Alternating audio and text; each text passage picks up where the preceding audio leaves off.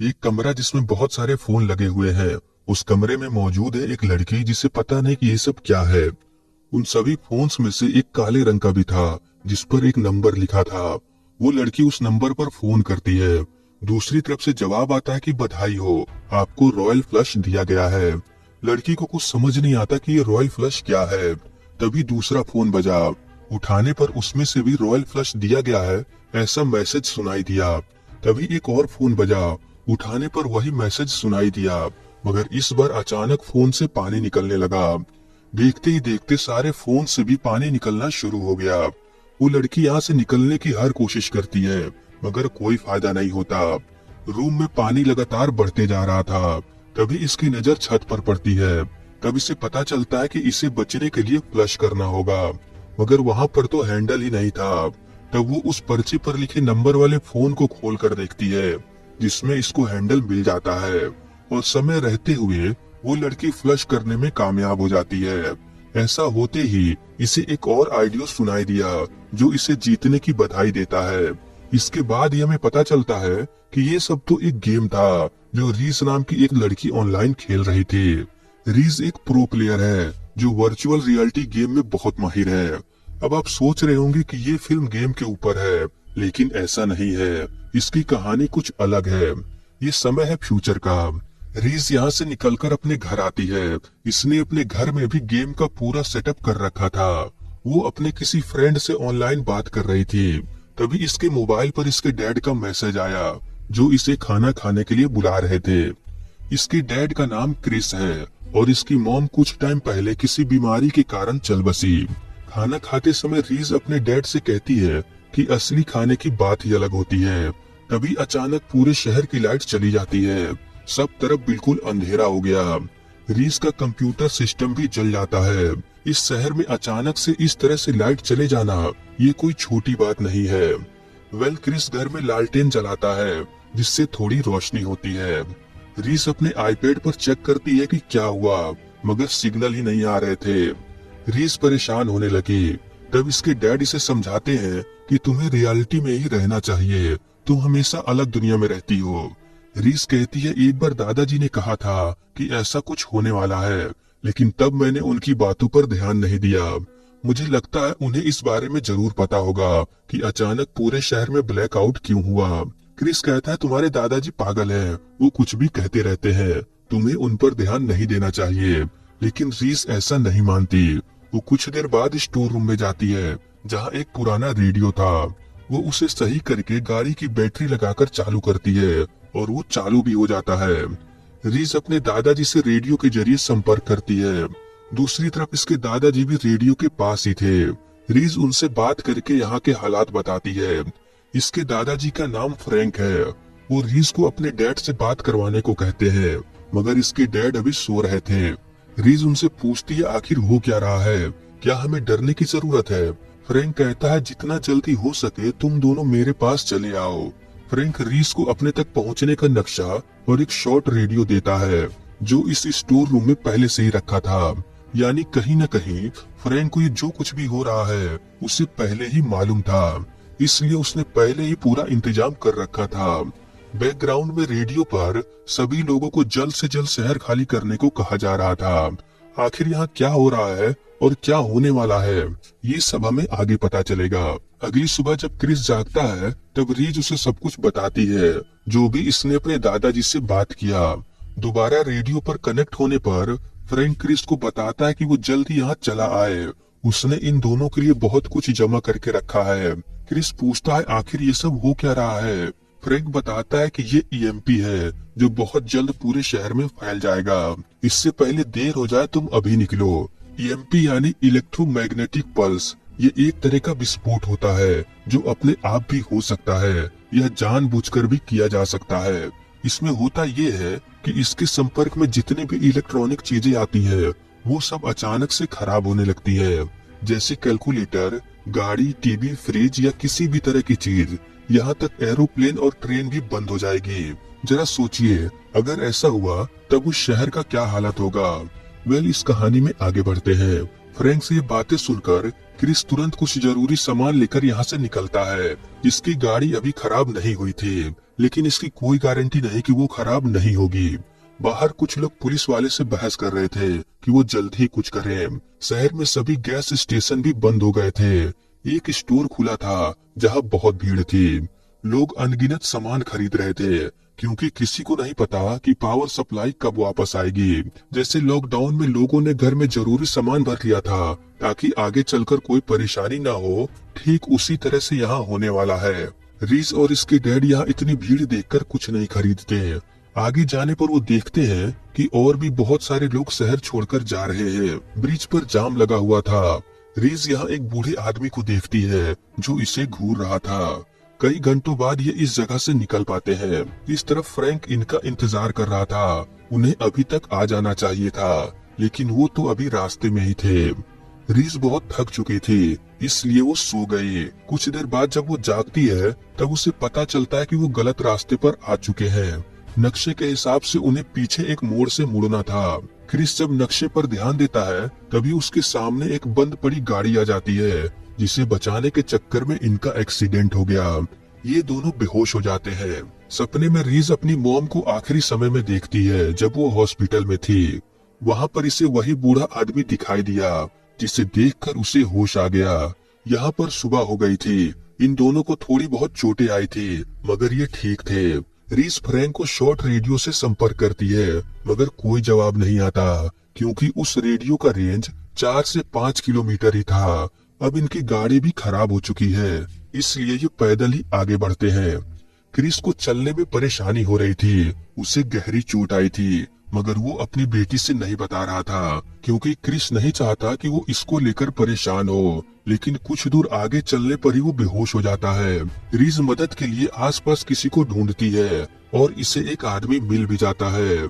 इस आदमी का नाम ग्लेन है, जो एक किसान है। वो तुरंत क्रिस की मदद करता है, लेकिन उसे बहुत अंदरूनी चोट आई थी, इसलिए कुछ ही देर में उसने सांस लेना बंद कर दिया। रीस बहुत रोती है। पहले तो इसकी मॉम चली गई और अब तो इसके डैड भी नहीं रहे। अगले दिन रीस अपने डैड को आखिरी गुड बाय कहकर उस किसान के साथ उसकी गाड़ी से अपने दादाजी के पास जाने के लिए निकल पड़ती है। इस तरफ फ्रैंक भी काफी देर इंतजार करने के बाद वो भी इन्हें ढूंढने के लिए निकल पड़ता है। रास्ते में इसे उनकी गाड़ी भी मिल जाती है जिसका एक्सीडेंट हुआ था, यानी यहाँ से वो आसपास ही गए होंगे। ढूंढते ढूंढते फ्रैंक उस किसान के घर भी पहुंचता है, जहाँ की हालत देखकर वो समझ जाता है कि अब क्रिस नहीं रहा। इधर बीच सड़क पर एक आदमी इनसे लिफ्ट मांगता है, जिसकी गाड़ी खराब हो चुकी थी। ग्लेन रीस को गाड़ी के पीछे जाने को बोलता है क्योंकि वो आदमी खतरनाक भी हो सकता है, और इसका अंदाजा बिल्कुल सही था। वो आदमी ग्लेन को गोली मारकर इसकी गाड़ी लेकर जाने लगता है। रीस गाड़ी में ही पीछे छुपी हुई थी। कुछ दूर जाने पर वो गाड़ी को एक कबाड़ खाने के पास रोकता है क्योंकि अब इस गाड़ी में तेल खत्म होने वाला था।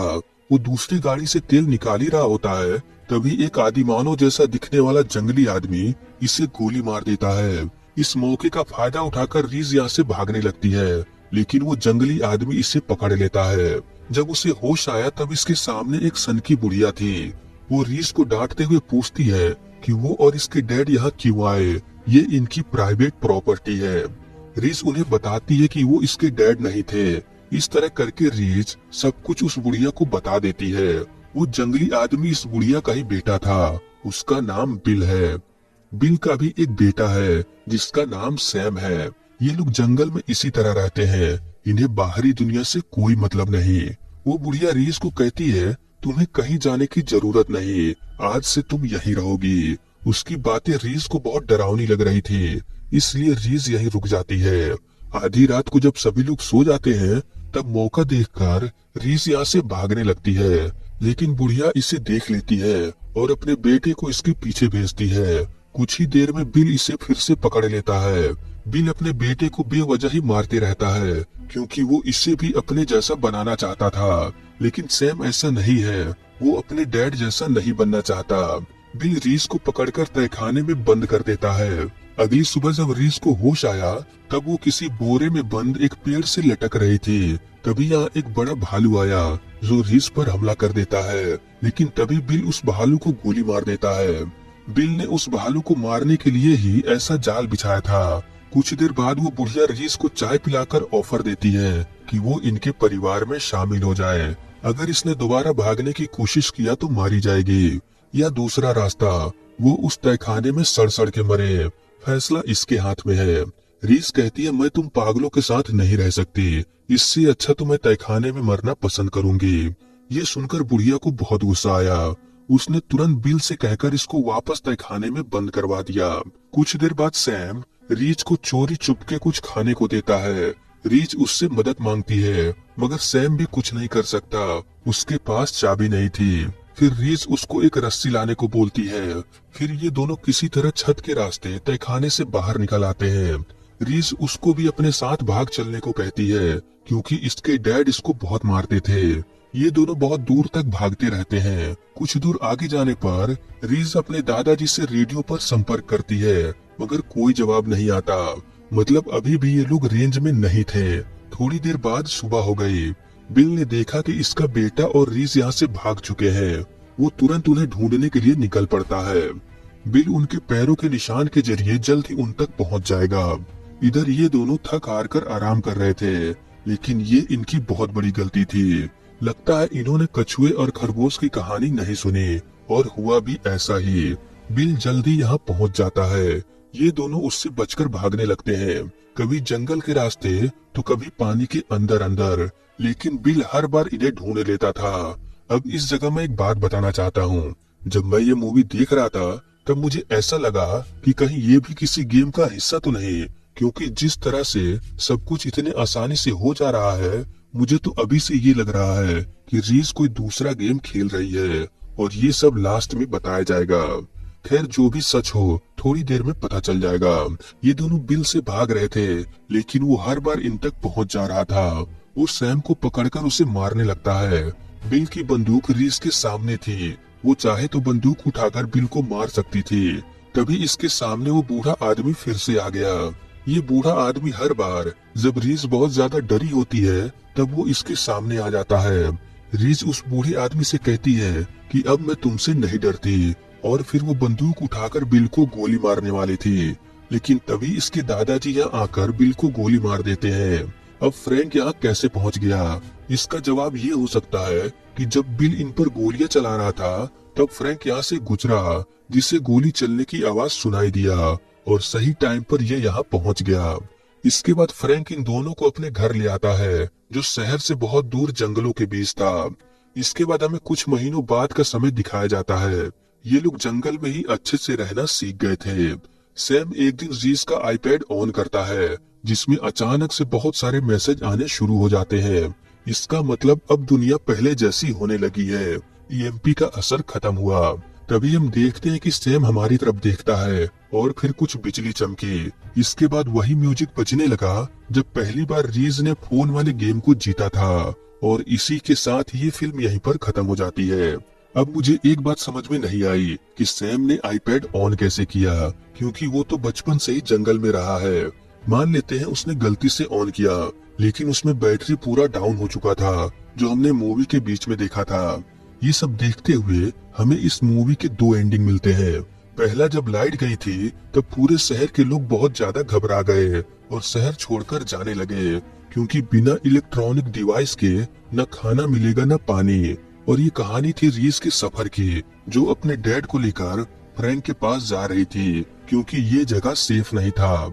रास्ते में इसने बहुत मुश्किलों का सामना किया। इसने अपने डैड को भी खो दिया, लेकिन किसी तरह वो लास्ट में अपने दादाजी के पास पहुंच गई, और कुछ ही महीनों बाद ईएमपी का असर खत्म हुआ। अब ये चाहे तो शहर जाकर रह सकती है। रही बात सैम की, तो वो बचपन से ही जंगल में रहा है। अब जाकर उसके हाथ इलेक्ट्रॉनिक डिवाइस लगा है, जिसकी तरफ वो बहुत तेजी से आकर्षित हो रहा है। वो शहर जाकर ही मानेगा, और किसी दिन रीज और सैम शादी कर लेंगे, जिसके साथ ही हैप्पी एंडिंग हो जाएगी। ये था पहला एंडिंग। दूसरा एंडिंग इतना कुछ खास नहीं। तो देखिए, जब लाइट गई थी तब क्रिस ने कहा था कि वो हमेशा वर्चुअल रियलिटी में ही रहती है। इसके बाद हमने जो भी देखा वो पूरा गेम का ही हिस्सा था। असल में ऐसा कुछ नहीं हुआ। ये बात मैं कैसे कह सकता हूँ? तो देखिए, ब्लैकआउट होने के बाद रीज स्टोर रूम में जाती है, जहाँ इसे रेडियो मिला। इसने उस पुराने रेडियो को चालू भी कर लिया और फ्रैंक से बात भी करने लगी।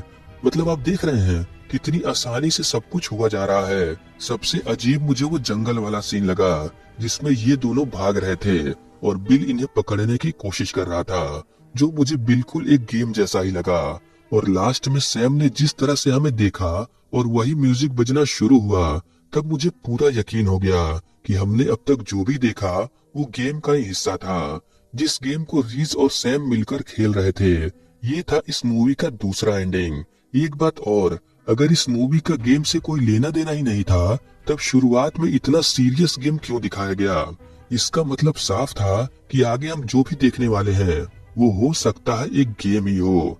वैसे आपको क्या लगता है, इसका कौन सा एंडिंग सही है, पहला या दूसरा? आपका जवाब जो भी हो आप कमेंट में बता सकते हैं। बाकी इस मूवी का नाम है रेडियो फ्लैश, जो आपको हिंदी में भी देखने को मिल जाएगा। तो चलिए